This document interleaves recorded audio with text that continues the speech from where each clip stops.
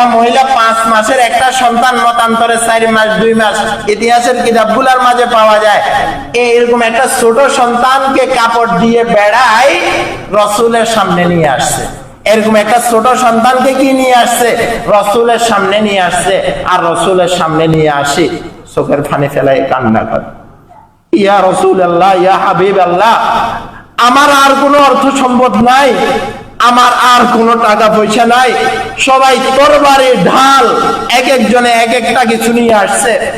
ইয়া রাসূলুল্লাহ, আমার কাছে তেমন কোনো অর্থ সম্পদ নাই, আমার কাছে তেমন কোনো মাল সামানা নাই, সবেমাত্র আমার সন্তানের 4 মাস হয়েছে, 2 মাস হয়েছে, আমি এই সন্তানটাকে আপনার সামনে নিয়ে আসছি। রাসূল বলে, ও মহিলা, তুমি যে তোমার সন্তানকে নিয়ে আসছো, এই সন্তানটা দিয়ে করবো আমি কি? জিহাদের ময়দানে তো বড় বড় সন্তানের প্রয়োজন, যারা শক্তিশালী তাদের প্রয়োজন, তোমার এই ছোট বাচ্চাটা দিয়ে আমি করব কি?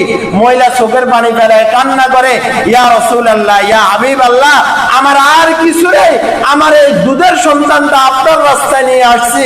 যখন কাফেররা আপনার দিকে তীর নিক্ষেপ করবে, কাফেররা যখন আপনার দিকে তীর মারবে, ইয়া রাসূলুল্লাহ, ইয়া হাবিবাল্লাহ, আপনি আমার এই 4 মাসের সন্তানটাকে এই কাফেরদের তীর থেকে বাঁচার জন্য ঢাল হিসাবে ধরতে পারবেন।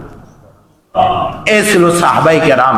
মেরে ভাই ও বন্ধু, সাহাবায়ে কেরামের ইতিহাস আমাদেরকে পড়তে হবে, সাহাবায়ে কেরামের ইতিহাস আমাদেরকে জানতে হবে। তাদের প্রতি আল্লাহ রাজি হবে না কেন? আল্লাহর কাজ তারা এই পরিমাণ করছে, রাসূল বলছেন যেটা, শুনছেন যেটা, এক বিন্দু এই দিক ওই দিক যায় নাই। তাই তো আল্লাহ তাআলা কোরআনের আয়াত নাযিল করেছেন, রাদিয়াল্লাহু আনহুম ওয়া রাদু আন, আমিও তাদের উপর রাজি, তারাও আমার উপর রাজি।